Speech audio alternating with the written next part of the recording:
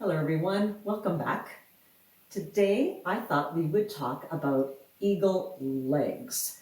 We've already discussed eagle arms, and now we have the option to eventually start adding eagle legs and eagle arms at the same time. Now, for many people, doing both at the same time, it's very difficult because you basically are wrapping your body up like a pretzel. I always thought that the pose should be called pretzel instead of eagle, but who am I to say it's right or wrong? So today I wanted to talk about eagle legs. Now, eagle legs is something that many of us try to get into the most extreme, the most advanced pose, and we're not ready for it yet. And then we cause a lot of pain in our knees because you're twisting your legs around, and we want to get to that pose, and we usually go too far, and then we're injured, and then we can't even do the simplest thing like get into tabletop. So I wanted to go over a few modifications of eagle legs that you can still start even if you have bad knees, bad hips. You can still try some of the modifications, the ones that are easier for your hips and for your knees, depending on how you feel. Because depending on the day, your knee might say, okay, I might be able to try to incorporate one option or one attempt at eagle leg, and another day your knees might say, you know what, don't even think about eagle legs today. Forget it, I'm not up for it. So let's talk about some eagle legs. So a lot of times we try to get too deep in it, and I want to go over a few things that I want you to think about as you're trying to get into eagle legs. So I'm hoping that, again, the contrast is enough for you to see. I know that we were talking eagle arms.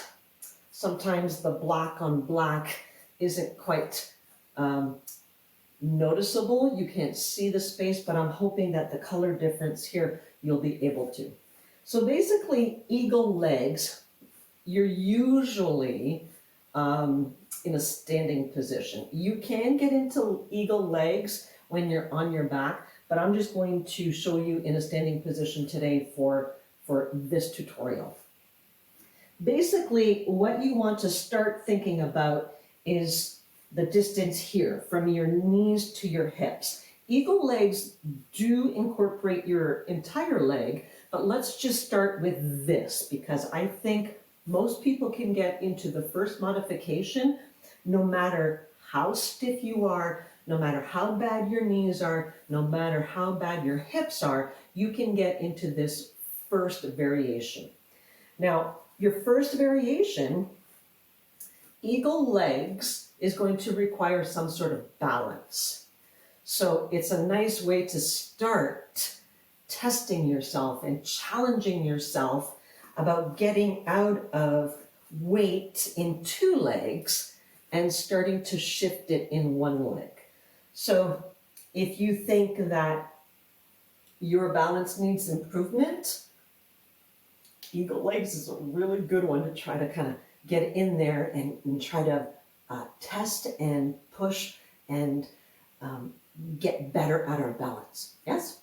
So I'm going to try to demonstrate both sides because more than likely, talked about this before, you are not even left and right hip, left and right knee, left and right ankle. So again, you want to know the modifications because when we start that crossover, you're going to probably notice that one side is different than the other. So when we're doing our eagle legs, you want to first put your weight into your supporter leg. Now, I'm going to exaggerate this again. Hopefully you'll be able to see the shift and then know what you shouldn't be doing. So when you're in your mountain pose, you ideally are even or as close to even as you possibly can on both sides, right? You don't want to be dumping into one side. And that's usually what happens right off the bat when you shift your weight. So when you shift your weight into one side, right away, do you notice that you shift into the hip? I'm exaggerating. See if you can bring this hip in as you're shifting the weight into one leg. Yes? So for some, right away, that's going to be your challenge. So we've not even started twisting anything, but that might be your challenge. And you might just work on, okay, if I lift this one leg, how much do I dump into this hip? Can I try to keep it in towards the center of my body? Yes? So that might be what you're working on now. But if we're trying to go a little bit more into our eagle legs, we want to have this crossed over. So I'm going to cross my one leg over. And I'm talking now from the knee to the hip. This space between thigh and hip, you want to have kind of squished together. I don't have a space. I do have a space between my shins, yes? Right here. I do have a space right now. I think most people are able to do at least this top half. The shin is open, but my thighs are closed. Yes? That's the first thing you're going to do.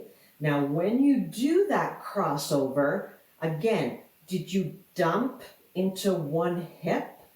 Right away, I'm going to try to even up those hips. And right now, I'm using my toes there as a little bit of a kickstand because I'm talking and I'm going to get tired.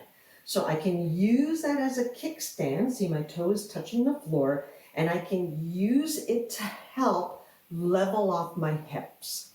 That would be your first thing.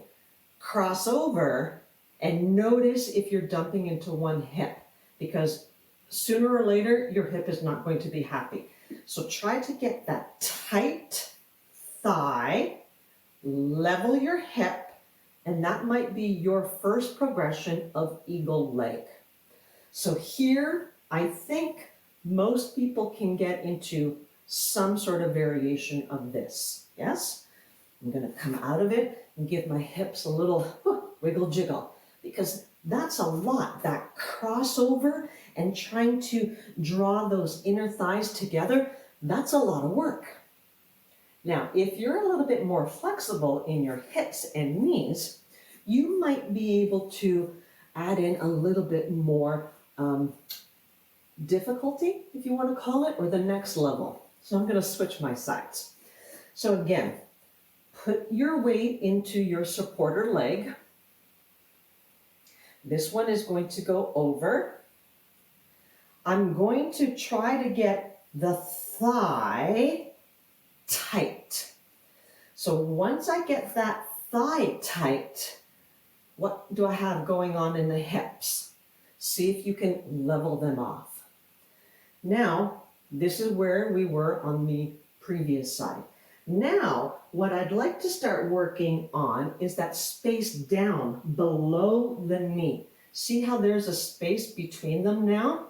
I'd like to close that up. So I'd like to try to get the outsides of my shins together. Yeah? Now, when I attempted to do that, or when I am trying to do that, one of two things is going to happen. The space between the thighs opens up, and my hip probably shifts.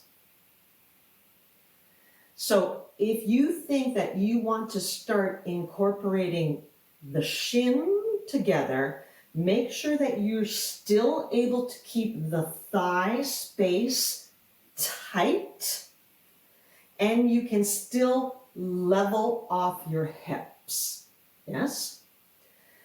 Now, bringing those shins together, that's going to be a challenge. Just trying to show you here, I'm kind of losing my challenge. But another challenge that it's going to be is for your knees. So if you have problems with your knees, you're not going to try to tie those legs and get into this extreme eagle leg because you're not going to be comfortable. And that torque on the knee is probably going to be too much. So when you're trying to bring those outside shins towards each other, notice what's going on. If you feel too much pressure on your knee, go back one modification, go to the open shin, but work on the thighs. If your hips are constantly shifting too much, don't start trying to get those shins together. You're really putting a lot of, it's like a twist tie, yeah? You're putting a lot of pressure on those knees and those hips. And if it's already a problem area for you, you're not going to be happy. I know that one of my knees likes eagle pose and the other knee says, no, no thank you. Now, if you're really flexible, if you notice that you have lots of space in your hips, your knees don't bother you at all, they're movable, they don't bother you when you try to turn and twist them, there's one more layer that you could probably add in that I'll show you, but I have to admit, I don't get into it very well because my knees and my hips are not ready for it. It would be the third layer that you can add into. So the first layer, we already know, thighs, yes? Second layer would be the shins. Now, the second layer, one, two, third layer would be the feet. Now, for me to show you this, you're going to notice that my hip really shifts. So a very good example of someone who should not be doing the third level. And that would be taking this foot and wrapping it behind. See, I can't even get into it. I fall over. So my foot here, I want to wrap it behind to get to the inside. See, I can't even show you because my knee isn't ready, my hips are all over the place, but some of you will be able to do it. Let's check out the other side. Maybe I can get into a little bit better, just so that you can see. So I'm going to talk you through it. I'm putting my weight into my right leg. I'm going to go first layer, thighs together. So I'm taking my left leg over. Second layer, shin. Outside of shin to outside of shin. Are they really tight? Probably not, because my knee doesn't like this. Third layer, take my left foot from the outside, take it behind, and somehow get it to the inside of my right ankle. Can't do it. Notice how my hip just drops. One hip is really down low and I'm going to fall over because I'm not ready to go there. But you might be able to. So again, if your knees are a problem, don't start putting all three into it, thigh, shin, and foot, until you're ready. Be happy with working on just the thigh. That sensation of drawing your inner thighs together making no space between those thighs, that's already working. And then this whole balance part down here, that's a whole other layer. This is a whole other layer. Shins is a whole other layer. You can see how adding on the different layers could challenge yourself, yes? So if you want to try to challenge yourself on balance, eagle legs is, I think, one of the ways you can do it. Now imagine putting eagle legs and eagle arms together all at the same time. Pretzel pose. It's very difficult. However, you can put small pieces of either eagle legs and eagle arms into your practice if you're looking for that one extra layer. So again, it's just another tool in your toolbox that you can pull out and use when you think you're ready. You're going to have those days where, oh, I feel like a rubber band and maybe I can do it. And other days it's going to be, no, I feel like a stiff board and you're lucky if I'm able to get into mountain pose. So again, those days where you think you have a little bit more to offer into your practice, put it in, see how it goes. You could try it once or twice and go, oh, I misjudged that. I have to go back. That's the whole idea of going through these tutorials and picking the modification that works for you. Because we all know that there are some days that are good days, and then we all know that we have some days that are not so good. So on those days that are not so good, I think those are the challenging ones. Because are you going to not do anything? Which probably isn't your best choice. But can I find a modification, maybe one of those easier modifications that I can still do something to move my body? So as I've mentioned it many, many times before in these videos, the idea of these tutorials is to find the proper modification for you at that moment for that you to be able to do something. So pick what you can do what you can, and keep doing it. Keep going. Be consistent. You will be so much happier with the results. We know that movement is good, and I really, really want to encourage you to do those movements, whatever it is. Even if it's not a consistent yoga practice, take some of these stretches, some of these moves, and do them daily, and you're going to notice that your other activities are easier. They really are. And, you know, we're in this new normal that we need to find things that make us feel better. I don't want to feel closed and cramped and tight. We already have a lot of that going on in our society. So these little things that I can do personally for my body, I want to be able to open up. I want to be able to feel better, even in situations that are beyond my control, that are not so good. So do those little things. Even, you know, a few minutes on my mat, I know make me feel better. So on those days where I'm feeling closed and tight, maybe just a few minutes of trying to open up, I'm going to feel better. And then maybe I can tackle all of those other problems with a little bit more ease. So eagle legs, another thing that we can start incorporating into some of our practices. Again, it may not be something that you're interested. You might find that it's just beyond your capability right now, but refer back to the tutorial at any point when you think you might want to put it into your practice. So that's it for now, and we'll talk to you soon. Bye.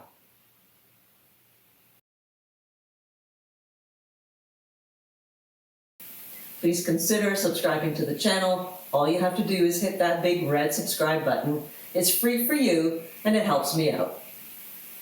If you think the content would be beneficial to someone else that you know, please share